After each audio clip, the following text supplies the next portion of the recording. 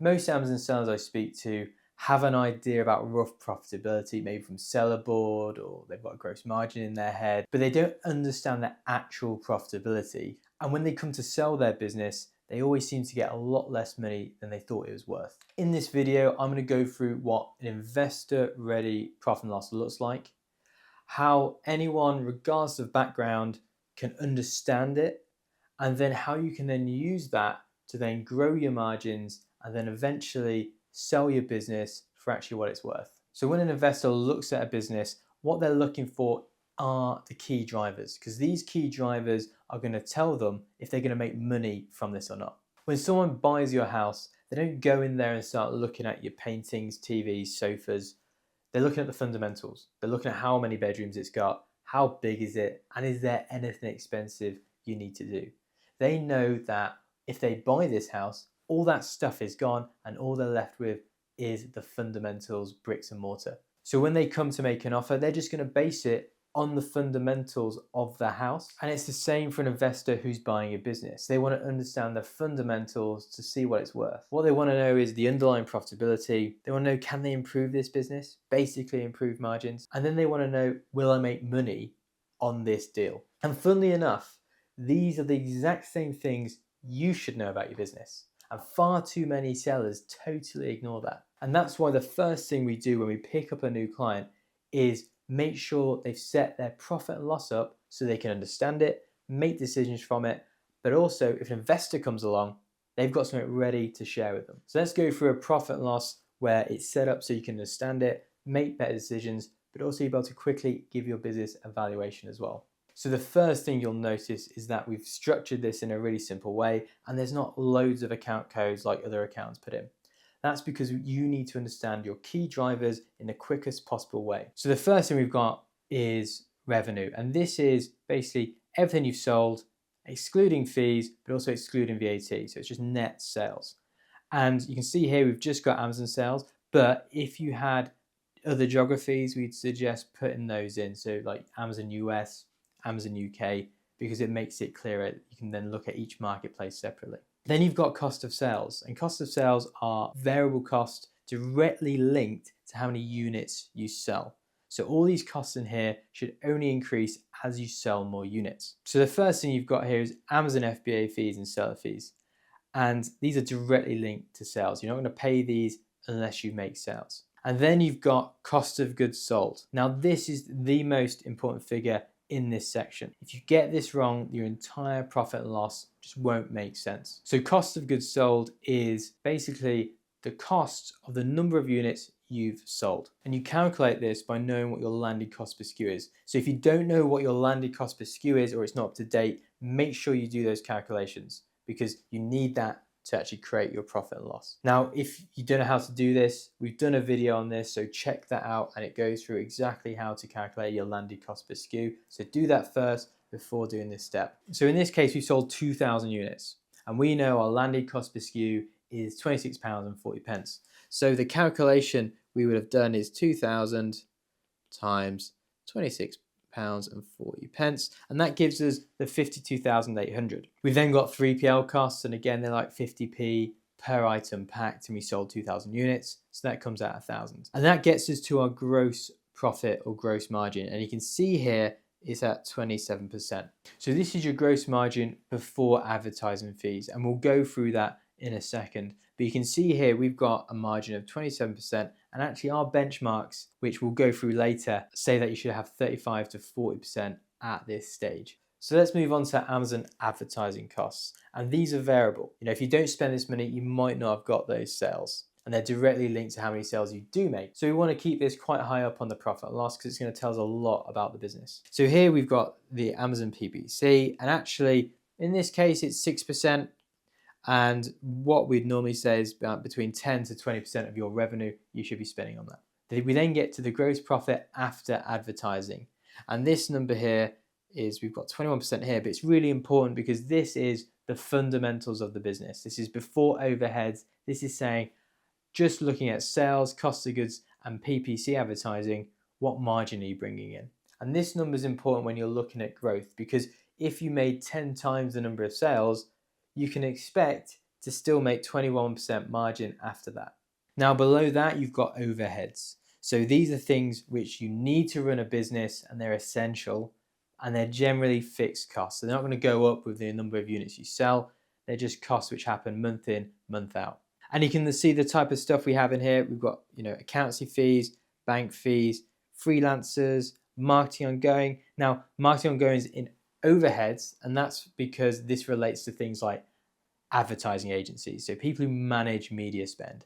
They're normally on a fixed retainer, and therefore they don't go up and down based on the number of sales you make. So we always put that there because you can then strip it out because someone might want to do it themselves. Instead, they want to manage their own PPC. We've then got insurance. You need insurance. You've got your software subscriptions, stuff like Helium 10, and then you've got non-software subscriptions. And we keep that separate just so you know what you're spending on software. So when someone comes to look at this business, they know what software they need and how much it's going to cost for them to run it in the same way. And then that gets us down to a number called Seller Discretionary Earnings, or SDE for short. Remember, like when someone's buying your house, they're looking at the fundamentals, they're going to value it without all your stuff in it. And it's the same with this business. We need to remove your optional things, stuff which you're spending money on, which you don't have to run the business. And that's why we have the next section called Seller Discretionary Expenses. And this is where we put all the expenses which relate to director expenses or optional expenses which you've just decided to spend money on.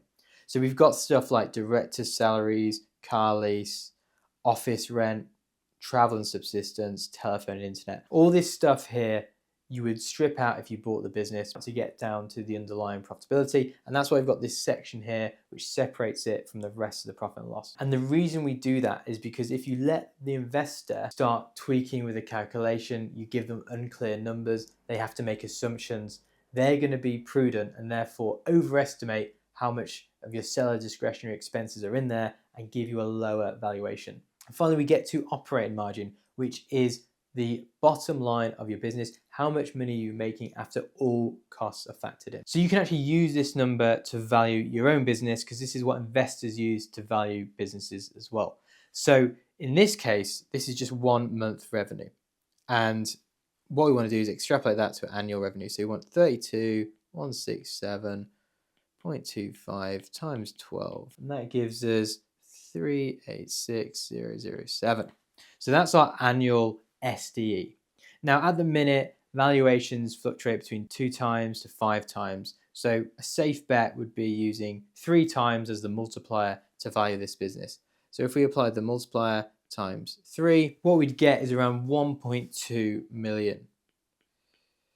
So you now know that your business is roughly worth about 1.2 million. So now we've got this profit and loss and it's set out in a way where 1, you can understand it, but 2, you know an investor can look at it and make sense of it. You want to start using it like an investor and start making decisions to improve your margin. So let's go through this P&L here. And let's just start at SDE. So we got SDE of 22%. Now that's pretty good because what we've got here are benchmarks, and these benchmarks are based from all the analytics we do on our customers to figure out what percentage you should be spending your money on. And this is a percentage of revenue. So you can see here, we're saying that actually, you should be aiming for an SDE of 10 to 30%, depending on what model you're selling on Amazon. So in this case, he's doing really well, 22%, bang inside the range. He's actually on the upper side of the range, but that doesn't mean he can't increase that margin further. So we then want to look through the P&L and figure out what we're going to focus on next month. I mean, let's just look through it, and I'm just going to drag out some stuff which could be an issue. So we've got, this looks okay, but could we do something? And then we've also got Amazon cost of goods sold at 35%. That's a lot higher than our benchmark here, so we need to look at that. PPC is quite low, so I mean, we're not going to look at it, but we're probably going to monitor it and figure out, are we spending enough there? And then we've got the other items here where we've got total admin costs. They're kind of in line, but we could potentially look at reducing costs here, but really it's not going to change much. So let's focus on the key drivers then. So we're looking at cost of goods sold and PPC. So the first thing is cost of goods sold. Now I've got a margin of the 22%, and actually if I shave off a couple of percentage points from my cost of goods sold, I'm actually going to push my margin up to 25 to 30%, because I know I've got about 5% in there I can play with or should be playing with. And there's 2 things you can do. You can firstly look at your landed cost per SKU, look at the profit of each SKU and say, well, actually, I'm going to keep these SKUs, I'm going to cut these SKUs, or I'm going to find a different supplier. And you can work on that and figure out how you're going to either reduce costs there or just maintain high margin SKUs.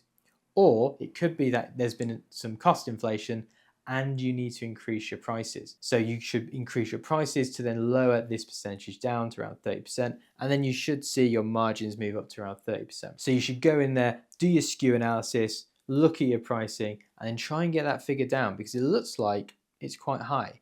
And it's really, if I'm PPC was at 10 to 20%, we could actually be at a margin of around 10% overall. So if the market changes and they do more PPC, it could be an issue. So let's try and get that number down, because we could be having our margins at around 30%. Now, the other number we've got here is FBA fees. And our range is saying 15 to 25%. I think 25% is a bit much. So, we should really be around 15% this number. So we're probably quite high. So it could be that we've got quite a lot of slow moving stock in Amazon and we need to be using the 3PL more. Maybe we need to reduce our package sizes. We need to start looking at actually what's costing us money in the FBA network and figure out how we're going to reduce that. So you can start then going into your Seller Central and figuring out where's the money going. And again, you get that down to 15%, you're then increasing your SDE up to around 30%. And if you do this consistently, and maybe the first month you got your FBA fees down, the second month you get your cost of goods sold down, you could be on a margin which is even above the 30%, because you're doing everything right to increase the margins where you can. And then if we look further at other things we might want to start changing, we've got this office rent here of £1,000 a month. Most Amazon businesses, they run it from home. Do you need that? And this is why it is seller discretionary expenses, because you're probably spending too much on it. And the difference between an investor and, say, a business owner is they go, oh, I've got enough money, I'll spend money on the office. Well, actually, if you're trying to get your margin up, you can probably add a percentage point by just removing that office cost. So maybe you look at that. Your car lease, again, yeah, you might need a car, but did you need a £500 a month car? I don't know. But again, it's up to you. This is discretionary, and it's discretionary for a reason. If it's comfortable and you like it and you can cover those costs, maybe you leave it in there. Or maybe you do want to increase margin, and that's actually a good way of doing it. So this should roll into your process when you're looking at your Amazon business. Every month, you should be looking at your profit and loss. You should be looking at the benchmarks here and saying, where do I sit there? What can I do this month to improve margins? And over time, you're going to be adding 1% maybe each month to your margin, and you could be pushing that 20, 30, 40% margins, which means your actual SDE goes up, which means your valuation goes up. Because this is exactly what investors are doing. They're looking at your business and they're going to analyze it like that.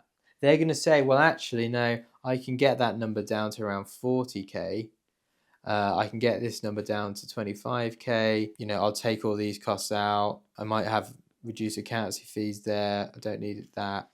Don't need that. And then they get to the point when their SDE has just jumped to 60,000, and they've based their valuation of your business on the 32K, but they know they can get 60K out of this business.